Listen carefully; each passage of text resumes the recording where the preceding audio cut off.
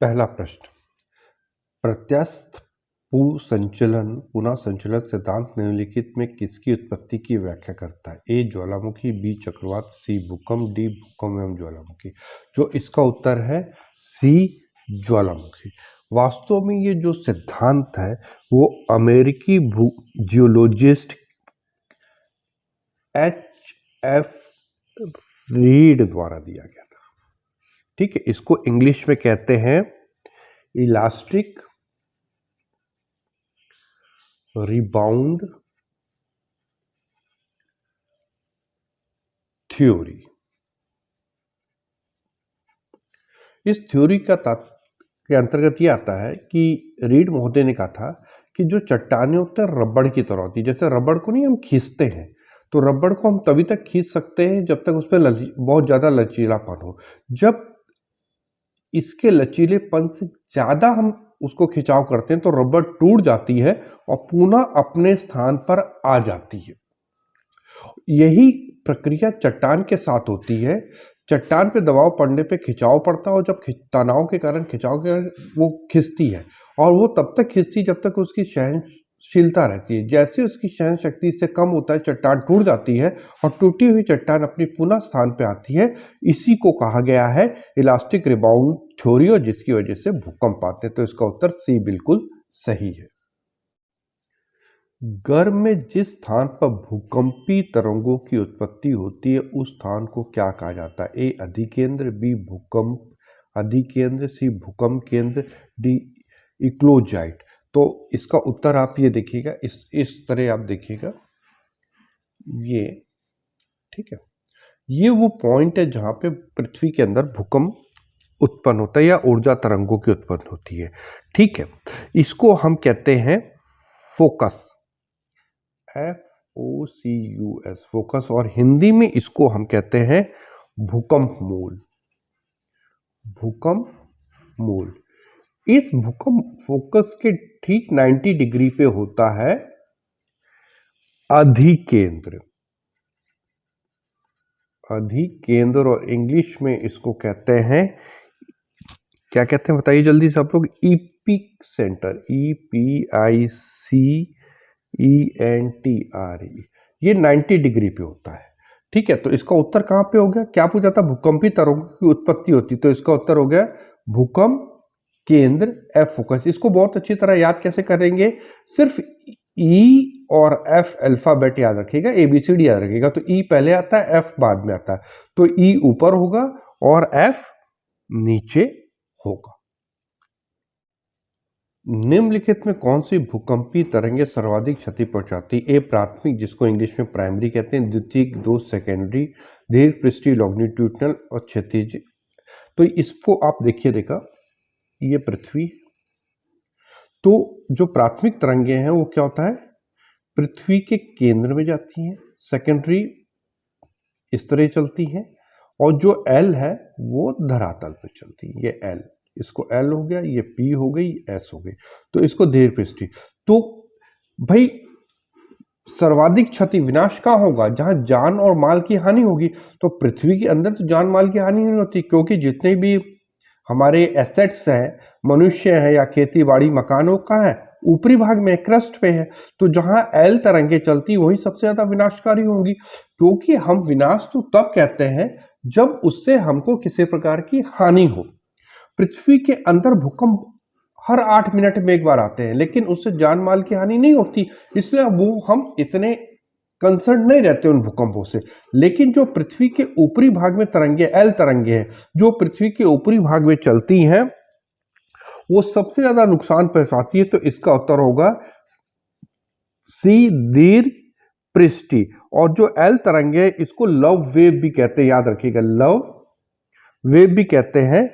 इसका नामांकन वैज्ञानिक एडवर्ड एफ लव के नाम पे होता है। एडवर्ड एफ लव ने इसको किया था।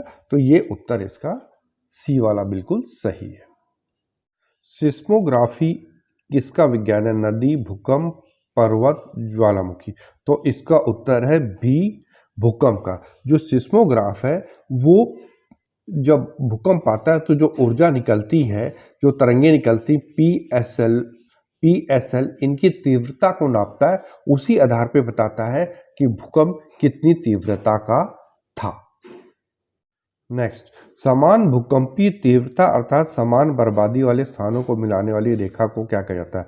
समभूकंप रेखा, बी सह भूकंप रेखा, सी समताप रेखा और डी समदाब रेखा। तो इसका उत्तर है ए समभूकंप रेखा। जो समताप रेखा है ये किससे रिलेटेड है? समान तापमान को दिखाने के लिए। और समदाब कितना है? जो समान प्रेशर को दिखाती है, जो समान प्रेशर को दिखाती है वहां समदाब रेखा, आइसोबात और ये आइसोला। तो इसका उत्तर क्या होगा? ए समभूकंप रेखा।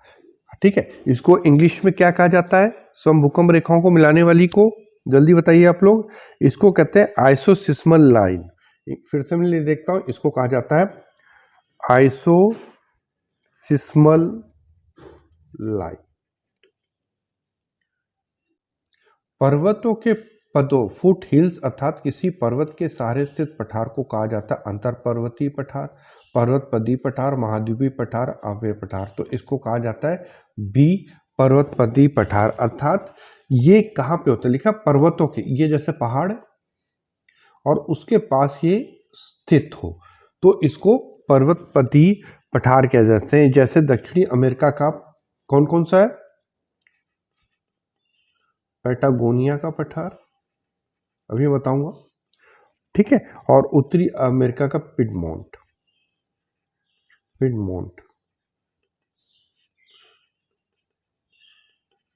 ये यूएसए में है और ये अर्जेंटीना में। ये देखिए लिखा है ना पैटागोनिया डेजर्ट, वास्तव में ये पैटागोनिया का पठार है और यहाँ पे कौन सा एंडीज पर्वतमाला है। देखिए इसको तटीय पठार भी कहते हैं। क्यों? क्योंकि ये कौन सा अटलांटिक महासागर के तट पे स्थित है। इसको तटीय पठार भी कहा कहते हैं, गिरिपति पठार अथवा फुट हिल्स प्लेटो भी कहा जाता है। ये देखिए उत्तरी अमेरिका पिडमोंट प्लेटो देख रहे हैं, ये देखिए ब्लू रिज माउंटेन है, यहाँ पे देख रहे हैं आप ब्लू रिज माउंटेन, उसी के किनारे पे अपलेशन है। एक्चुअली ये अपलेशन पर्वत के पास स्थित है। तो ये पर्वतपदीय पठार भी है और ये तटीय पठार भी है, क्योंकि अटलांटिक महासागर के पास भी है और अपलेशन के फुट हिल्स में है। तो ये दोनों श्रेणी में पिडमोंट पठार आता है। निम्नलिखित में किस पर्वत को अंतर पर्वतीय पठार की श्रेणी में नहीं रखा जाता? ठीक है, अंतर पर्वतीय इंटर माउंटेन प्लेटो, तिब्बत का पठार मैंने पढ़ा था, बिल्कुल था। मैक्सिको का पठार यूएसए था, बोलीविया का पठार साउथ अमेरिका में था। तो इसके अंदर डी छोटा नागपुर का पठार आंसर है, जो इस श्रेणी के अंतर्गत नहीं आता। देखिए इस तरह के प्रश्न बार बार आएंगे, उदाहरण स्वरूप आएंगे। अंतर पर्वतीय पठार का उदाहरण नहीं है। तिब्बत का पठार बिल्कुल है, कोलंबिया यूएसए में है, ये भी है। बोलिविया साउथ अमेरिका में है, ये भी है। पैटागोनिया का पठार, ये कौन सा पठार है? ये गिरिपद पठार है। और कौन सा पठार है जल्दी बताइए आप? पर्वतपदीय पठार है, पर्वत के पास है, और ये तटीय पठार है। ये दोनों श्रेणी के अंतर्गत आता है पैटागोनिया का पठार, लेकिन ये अंतर पर्वतीय पठार नहीं है। 9 क्वेश्चन, सूची 1 को सूची 2 से सम्मिलित कीजिए। सूची 1 में पठार है और संबंधित अनातोलिया का पठार, तुर्की, अबिसिनिया का पठार, इथोपिया, मेसेटा का पठार, स्पेन, एशिया माइनर का पठार, ईरान। तो इसका उत्तर क्या है? ए वाला बिल्कुल सही है कि अनातोलिया का पठार तुर्की में, अबिसिनिया का इथोपिया में, मेसेटा का पठार स्पेन में और एशिया माइनर का पठार ईरान में है। ये देखिए अनातोलिया का पठार लिखा है ये पे, देखिए ये कहां पे है? ये तुर्की पे अवस्थित है। दूसरा था अबिसिनिया का पठार, ये देख रहे हैं इथोपियन हाईलैंड, इसी को अबिसिनिया का पठार भी कहते हैं। इसलिए कई जगह नाम चेंज होता है, इसलिए आप लोग कंफ्यूज नहीं होइएगा, और इसीलिए बता रहा हूं इसको इथोपियन हाईलैंड भी कहते हैं। तिब्बत का पठार निम्नलिखित में कहां स्थित है? ध्यान शान तथा काराकोरम के मध्य, ध्यान शान तथा अल्टाई टांग के मध्य, हिमालय पर्वत तथा काराकोरम के मध्य, हिमालय पर्वत और कुनलुन के मध्य। तो उसका उत्तर होगा डी, ये तिब्बत का पठार इन दोनों पर्वतमालाओं के मध्य अवस्थित है। इस मानचित्र को देखिए, ये रहा तिब्बत का प्लेटो, देख रहे हैं आप, और ये कौन सा पर्वत है, कुनलुन पर्वत है, और ये हिमालय पर्वत है। इसी के बीच में तिब्बत का पठार है। तिब्बत के पठार के बारे में जान लीजिए, ये विश्व का सबसे ऊंचा पठार है। इसके बारे में बहुत अच्छी जानिए, ये विश्व का सबसे ऊंचा पठार है और ये चीन के आधिपत्य पे है। इसके संदर्भ में एक छोटी सी कहानी है कि तिब्बत वास्तव में जहां दलाई लामा का स्थान है, वो भारत में मिलना चाहता था, लेकिन नेहरू जी ने मना कर दिया कि यहाँ एक तिनका भी नहीं उगता, तो हम ऐसे बड़े क्षेत्र को लेके क्या करेंगे। तो नेहरू जी एक बार पश्चिम बंगाल गए थे, तो वहां पे किसी नेता ने कहा कि नेहरू जी, आपके सर पे तो एक भी बाल नहीं है, तो ये भी अब उपयोगी नहीं रह गया, इसको भी उखाड़ फेंकिए। उस दिन नेहरू जी को समझ आया कि उन्होंने कितनी बड़ी गलती कर दी तिब्बत को छोड़कर, क्योंकि तिब्बत यदि भारत के कब्जे में रहता तो चीन हमसे काफी दूर रहता। अब क्या है, चीन एकदम भारत के पास पहुंच गया है, नहीं तो भारत की जो मुख्य भूमि से चीन काफी दूर रहता। इसलिए तिब्बत को छोड़ना नेहरू जी की एक बहुत बड़ी गलती है इतिहास की। समुद्री जल की औसत लवणता है A20, यहाँ पे ग्राम प्रति हजार है, 00 बना देंगे यहाँ पे, ठीक है। B 25, C 30 और D 35, इसका उत्तर है D 35 बिल्कुल सही है। महासागरीय जल की सर्वाधिक लवणता पाई जाती है 0 डिग्री अक्षांश के निकट, 25 डिग्री अक्षांश, 35 डिग्री अक्षांश के निकट, 45 डिग्री। तो उसका उत्तर है C 35 डिग्री। इसका कारण है उच्च तापमान होता है यहाँ पे, उच्च वाष्पीकरण होता है और न्यून वर्षा। ये 3 प्रमुख कारण हैं जिसके कारण यहाँ पे सबसे अधिक लवणता पाई जाती है। सामान्यतः महासागरीय जल की लवणता गहराई वृद्धि के साथ साथ घटती है, लेकिन ये नियम सब जगह नहीं है। जैसे भूमध्य रेखा पे बढ़ती है, हाँ गहराई, क्योंकि भूमध्य रेखा पे सतह पे अधिक वर्षा होती है जिसके कारण वहां पे लवणता कम होती, गहराई में बढ़ती है, लेकिन उच्च अक्षांशों में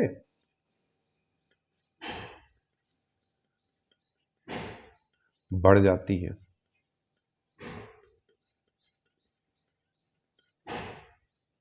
सर्वाधिक लवणता किस सागर में पाई जाती है? मृत सागर, लाल सागर, हिंद महासागर, अरब सागर। ये है डेड सी में, जिसका कारण है न्यून वर्षा, उच्च वाष्पीकरण, जल निकासी का अभाव। ठीक, खारेपन की दृष्टि जो समुद्र इन तीनों से भिन्न, लाल सागर, काला सागर, मृत सागर, भूमध्य सागर। इसका उत्तर है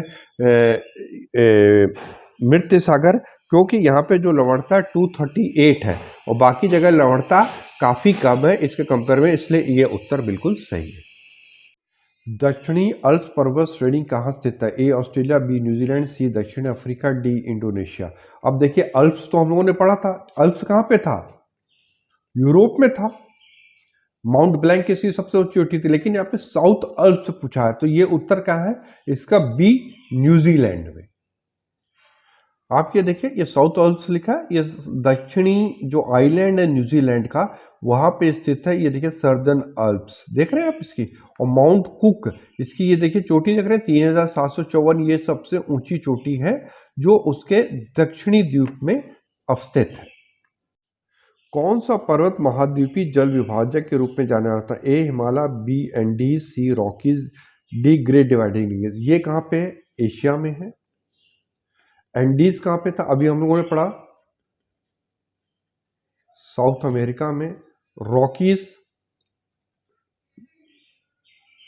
नॉर्थ अमेरिका में, और ग्रेट डिवाइडिंग रेंज ऑस्ट्रेलिया में। तो इसका उत्तर क्या होगा? सी रॉकीज है, जो महाद्वीपीय जल विभाजक के रूप में कार्य करता है।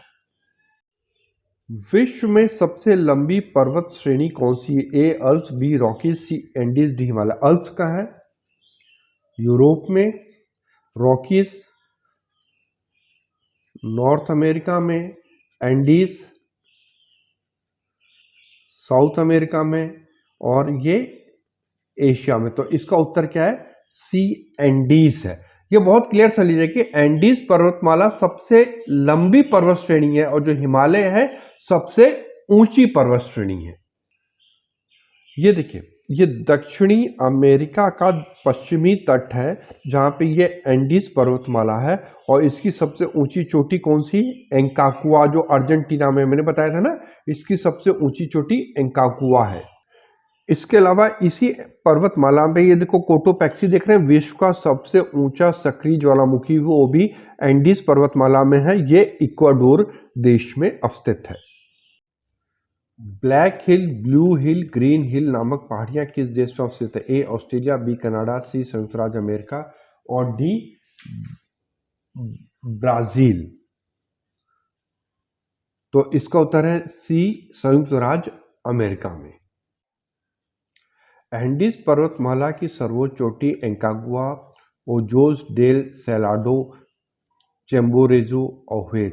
तो इसका उत्तर है ए एंकुआगा और इसकी जो कुल हाइट है वो है 6,960 मीटर और ये किस देश में है? अर्जेंटीना में है। अर्जेंटीना में है और ये क्या है? एक ज्वालामुखी पर्वत। संचार के समस्त महासागरों में अब तक कितने महासागरीय गर्तों का पता चला है? 1930, 51, 57। तो किसका उत्तर है 57, जिसमें सब कुल है, जिसमें पैसिफिक के अंदर है 32, अटलांटिक के अंदर है 19 और इंडियन ओशन के अंतर्गत है 06। विश्व का सबसे गहरा महासागरीय गर्त है? ए टोंगा, बी मैरियाना, सी फिलीपींस, डी कार्माडिक। तो इसका उत्तर है बी मैरियाना और ये कितना है? करीब 11,022 मीटर गहरा है और ये प्रशांत महासागर में है। प्रशांत महासागर में है। इस मानचित्र में देखिए दुनिया का सबसे गहरा गर्त है मैरियाना 11033। वहाँ पे 11022 पढ़ा है, किताब में 22 लिखा है लेकिन यहाँ पे 33 है और ये फिलीपींस सी के पास है, यह देख रहे हैं। और इसके पास कौन कौन से प्रमुख आइलैंड है? गुमा है, पालू आइलैंड है, मार्शल है, बिकनी है, देख रहे हैं, वेल्स है। तो ये प्रशांत महासागर में जो स्थित है मैरियाना ट्रेंच, ये दुनिया का सबसे गहरा भूभाग है। निम्नलिखित कौन सा महासागरीय गर्त प्रशांत महासागर में स्थित नहीं? ए मैरियाना, बी मिडनाउ, सी टोंगा, डी प्यूर्टो रिको। इसका उत्तर है डी प्यूर्टो रिको। ये किस में है? ये है अटलांटिक में। ये अटलांटिक महासागर में स्थित है। देख लीजिए हम लोगों ने अभी कौन कौन सा देखा था। देखिए मैरियाना भी प्रशांत महासागर में, मिडनाउ भी प्रशांत महासागर में, टोंगा भी प्रशांत महासागर में, कार्मेडेक भी प्रशांत महासागर पे है। तो ये तीनों किसमें है? प्रशांत महासागर में स्थित है। लेकिन ये देखिए जो प्यूर्टो रिको, जिसको मिल्कावी कहते हैं पहले, ये कहाँ पे स्थित है? कौन सा महासागर है?